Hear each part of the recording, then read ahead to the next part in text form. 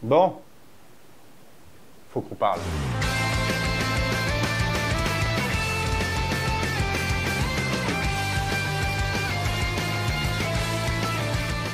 Imaginez, vous vous promenez dans un parc, vous papillonnez, profitez du paysage et de l'air pur apporté par les arbres, les oiseaux chantent, un petit vent souffle dans les arbres. Soudain, un objet tombe du ciel. Vous le ramassez et observez une petite statue d'oiseau très réaliste, peut-être même un petit peu trop. Puis, en levant les yeux, un très intense flash de lumière vous atteint et vous pétrifie instantanément. Pire que ça, vous restez parfaitement conscient dans cette gangue de pierres, sans pour autant ne pouvoir rien faire. Qu'est-ce que vous feriez si un tel cauchemar vous arrivait? Bon, je vous le répète pour être sûr que vous ayez bien compris, mais vous êtes parfaitement conscient et totalement paralysé, privé ainsi de vos 5 sens. Bon ok, dans ce cas-là, le goût on s'en fiche un peu, mais quand même, vous n'entendez plus rien, vous ne voyez plus rien, vous ne sentez plus rien et vous ne ressentez plus rien. Est-ce que pour ne pas perdre votre conscience, vous compteriez les secondes une à une pendant 3689 ans et 158 jours? Non? Ah bon? Bah dans ce cas, vous n'êtes probablement pas Senku, le héros du manga Dr Stone, un manga très récent dont le premier scan est sorti le 6 mars 2017.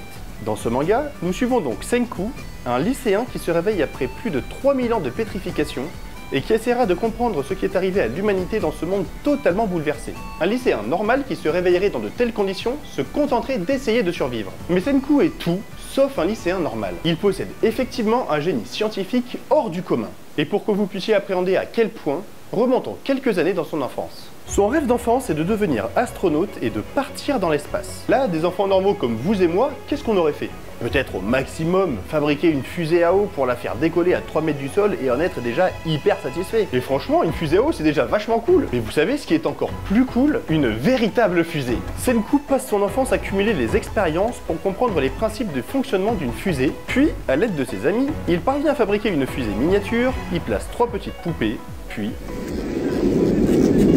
Bon, revenons au présent. Senku se réveille donc dans ce monde post-apocalyptique et a 2 idées en tête. Tout d'abord, comprendre ce qui a causé cette pétrification mondiale et dépétrifier l'humanité. Ça veut pas dire ça. De quoi? Ça veut pas du tout dire ça, dépétrifier. Ah bon?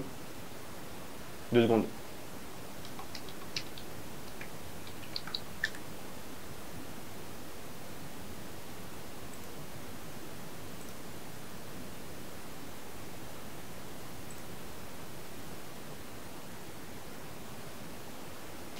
Bon. Senku se réveille donc dans ce monde post-apocalyptique et a 2 idées en tête. Tout d'abord, comprendre ce qui a causé cette pétrification mondiale et libérer l'humanité de sa pétrification. Dans cette vidéo, je vous propose donc de suivre son histoire et de vérifier si les expériences dont il parle sont vraiment réalistes. Donc comme vous vous en doutez, dans cette vidéo, je vais pas mal spoiler le manga. Si vous souhaitez le lire, lecture que je vous recommande chaudement d'ailleurs, tant pour la qualité graphique que pour les idées farfelues de Senku, je vous conseille d'arrêter ici cette vidéo. En plus, le manga il est terminé depuis presque 3 ans, donc vous pourrez lire son histoire dans son entièreté. Aussi, pour ceux qui préfèrent les animés, la première partie de la dernière saison de Dr Stone est déjà sortie sur Crunchyroll. Bon, maintenant que nous sommes entre personnes qui ne souhaitent pas lire ou qui ont déjà lu le manga, c'est parti pour l'histoire de Dr Stone, racontée par un chimiste.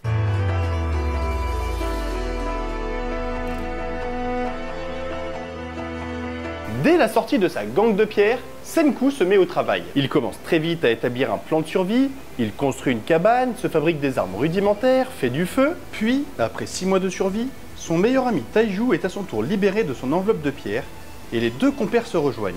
Senku se pose alors la question qui démarre la véritable aventure. Tu ne trouves pas ça un peu étrange, toi, qu'on ait tous les 2 réussi à se libérer de nos carapaces quasiment en même temps? À seulement 6 mois d'écart, au bout de 3700 ans? Derrière chaque coïncidence se cache une explication rationnelle et logique. Tous les 2, on a été figés aux abords de cette grotte. Ça, c'est de l'eau miraculeuse qui vient des fientes de chauve-souris.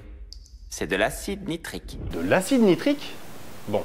Les excréments des chauves-souris sont composés d'une grande quantité d'azote et de dérivés azotés comme le fameux ammoniac, leur permettant notamment d'être utilisés en tant qu'engrais. Et transformer de l'ammoniac en acide nitrique, c'est pas évident. Alors oui, on peut passer par des expériences successives et potentiellement dangereuses, notamment à base d'acide sulfurique pour récupérer de l'acide nitrique, voire même utiliser des méthodes industrielles avec un nombre de réactions successives incroyable pour obtenir l'acide désiré. Ah ça, quand il s'agit de trouver des solutions complexes à des problèmes précis, On est très forts, nous les humains. Mais heureusement, parfois, on peut aussi compter sur l'aide de la nature. Il existe effectivement plusieurs sortes de bactéries littéralement capables de transformer l'ammoniac en acide nitrique. Ces bactéries se trouvent d'ailleurs naturellement dans les milieux chargés en ammoniac. Donc au final, ben oui, c'est tout à fait possible de trouver de l'acide nitrique dans des grottes abritant les chauves-souris. Mais si on est honnête et un peu pinailleur, on voit bien que Senku récupère l'acide nitrique d'excréments tombant du plafond. Or, lorsque les chauves-souris défèquent, leurs excréments devraient tomber immédiatement sur le sol. Donc s'il y avait vraiment production d'acide nitrique dans cette grotte, elle devrait plutôt se réaliser sur le sol que sur le plafond. Bon bref, passons outre cette petite incohérence. Nos deux amis ayant perdu leur pétrification à côté de la grotte, Senku suppose donc que l'acide nitrique est l'élément clé. Il récupère donc l'acide nitrique et réalise quelques tests sur des animaux pétrifiés.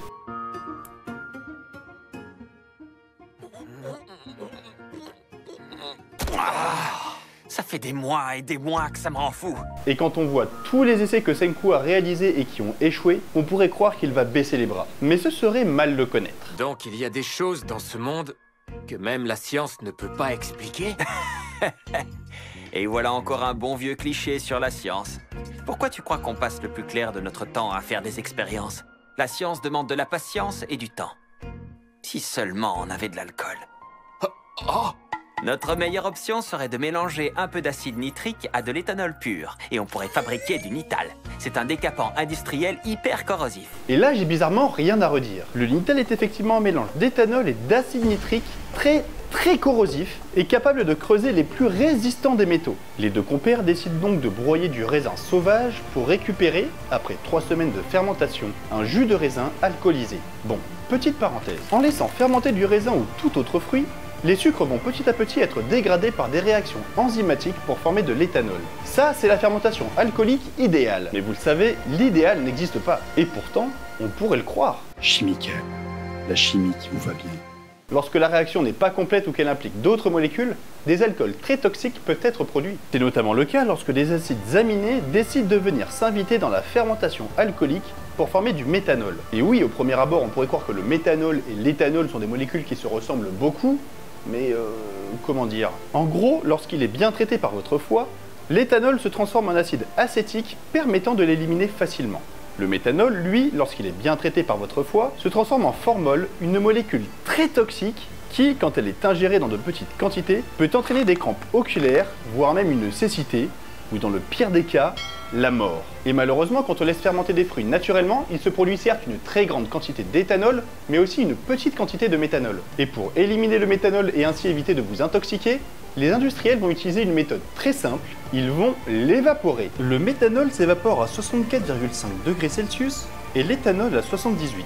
Il suffit donc de chauffer entre ces deux températures pour distiller le méthanol et récupérer la solution avec uniquement de l'éthanol. Donc si on revient au cas de Dr Stone, je ne suis pas sûr qu'au vu de la façon de produire du vin par nos deux amis, j'aurais osé goûter le breuvage alcoolisé.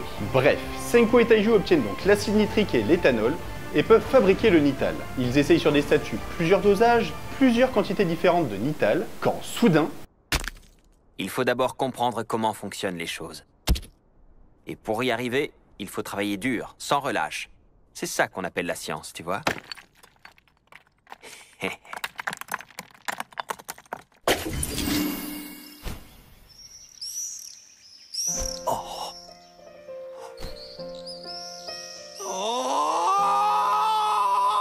Ça y est, après 1 an d'expérience infructueuse, Senku et Taiju ont réussi à trouver le produit miracle qui pourrait dépétrifier l'humanité.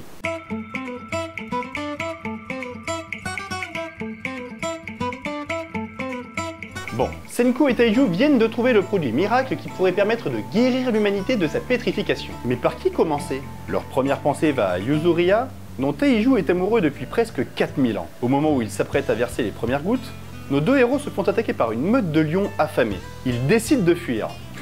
Comme je les comprends, quand je vois comment mon chat me lacère les mollets quand je lui donne pas de croquettes, pris au piège, Senku et Taiju décident de réveiller Tsukasa, un lycéen très fort en bagarre. À peine délivré de sa gangue de pierre, il se débarrasse de ses fauves d'un seul coup. D'un seul coup! Il est vraiment très fort! Peut-être même un peu trop. Bref, avec l'aide de Tsukasa, les deux héros obtiennent un chasseur et un pêcheur hors pair. Et pour commencer à stocker de la nourriture, Senku décide de faire fumer le poisson, car, comme l'explique-t-il à Taiju, j'utilise les aldéhydes qui se dégagent de la fumée pour tuer les microbes. Bon, je vais être plus clair pour que même toi tu puisses comprendre. Je l'ai fait fumer. Et alors, qu'on soit bien d'accord, tout ce qu'il dit est vrai. D'une part, les fumées du bois contiennent des molécules volatiles parmi lesquelles des aldéhydes, et d'autre part, la famille des aldéhydes est bien connue pour ses propriétés désinfectantes. Donc, rien à dire de ce côté-là. Simplement, lors d'un fumage, je ne suis pas sûr que les aldéhydes soient les principaux désinfectants. Il faut aussi prendre en compte que le fait de fumer à chaud va déshydrater le poisson, ce qui va augmenter sa concentration en sel, et il ne faut pas oublier que la fumée va entraîner des réactions chimiques sur le poisson, ce qui va entraîner notamment la production de phénol, qui sont des molécules désinfectantes. En bref, Senku a parfaitement raison de fumer le poisson pour pouvoir le conserver, mais pas sûr que les aldéhydes soient le seul désinfectant. Bon, reprenons le cours de l'histoire. Maintenant qu'ils sont armés pour chasser, pêcher et conserver les viandes, les trois compères vont décider de former une civilisation. Et pour ça, Senku va avoir besoin d'un ingrédient, le carbonate de calcium qu'il trouve dans les coquillages. D'après lui, le carbonate de calcium a 4 utilisations principales. Numéro 1, l'agriculture. Il est utile pour éliminer les ions d'hydrogène. En gros, ça sert à fertiliser le sol. Bon, si on pinaille un peu, le carbonate de calcium n'est pas utilisable tel quel dans l'agriculture. Par contre, si on le chauffe au-delà de 800 degrés, le carbonate de calcium se transforme en oxyde de calcium, une poudre blanche effectivement très utilisée en agriculture pour rééquilibrer le pH dans des sols très acides et ainsi améliorer les productions agricoles. Ensuite, concernant la deuxième utilisation du carbonate de calcium, La construction. Une fois chauffé et mélangé à du sable, ça donne du mortier. Et le mortier, c'est un peu comme du ciment. On pourra construire des maisons et des fours. et là, rien à dire. Mélanger de la chaux avec du sable permet de créer effectivement un ciment très solide. Ensuite, concernant la troisième utilisation, Faire du savon. On le mélange au carbonate de sodium des algues. On ajoute un peu d'huile et ça donne du savon. eh ben cette fois-ci, je vous propose de sortir du studio pour aller vérifier au labo que l'expérience marche bien.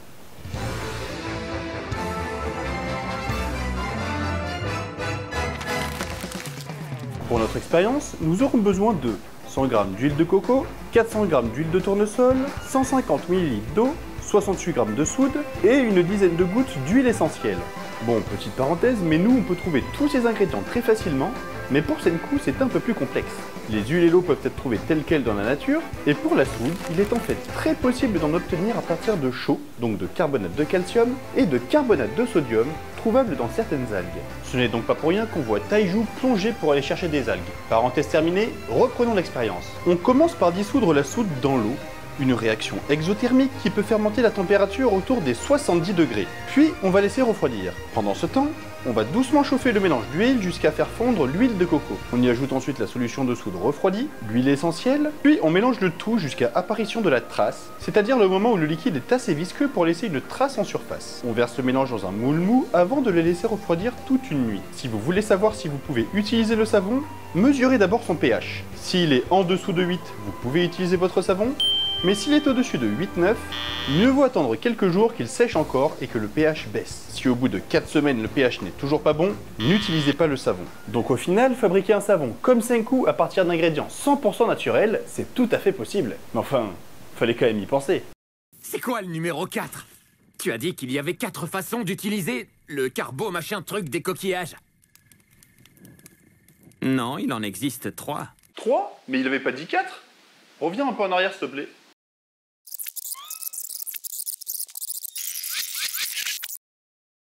Ordinaire. Il y a 4 façons de l'utiliser et elles nous seront toutes hyper utiles oui. pour la suite. Alors pourquoi est-ce qu'il dit 3 alors qu'il avait dit 4? Il se serait trompé? Non, Senku se trompe jamais. Mais alors pourquoi est-ce qu'il détaille pas la 4e utilisation des coquillages? Tout simplement à cause de lui. Tsukasa est très fort. Ça, on le savait déjà après l'épisode avec les lions. Et si on combine ça avec sa conviction que l'humanité devrait être purifiée de tous les êtres au cœur impur, on obtient un véritable despote. Et ça, Senku l'a bien compris. Tsukasa voulant créer une civilisation d'humains qui serait tous à sa botte, il ne faut surtout pas qu'il découvre l'élixir de dépétrification. Écoute, Tsukasa, j'ai une super méga bonne nouvelle. On a enfin récolté un pont entier d'eau miraculeuse. Ça veut dire qu'on va pouvoir dépétrifier Yuzuria. Ah, bon bah là, plus le choix. Il faut absolument arrêter Tsukasa avant qu'il mette son plan à exécution. Et pour ça, une solution, la fameuse 4e utilisation du carbonate de calcium, fabriquer de la poudre noire pour créer des armes à feu. Pfff, la vidéo commence à être longue. Mais bon, j'ai dû bien avancer dans le manga. J'en suis où? T'en es à l'épisode 3. Bon, ça va? Sur combien? De prévu, il y en a une centaine. Combien? À peu près une centaine. Tu veux dire que là, j'ai fait à peine 3% du manga? Bon, bah si je veux pas faire une vidéo de 8 heures, je vous propose de l'arrêter ici. Si elle vous a plu et que vous voulez la suite de l'histoire expliquée par un chimiste, n'hésitez pas à le mentionner dans les commentaires. N'oubliez pas non plus de partager cette vidéo pour la faire connaître au plus de monde possible. Enfin, comme d'habitude, si cette vidéo vous a plu, n'hésitez pas à la pousser et à vous enchaîner. À la prochaine.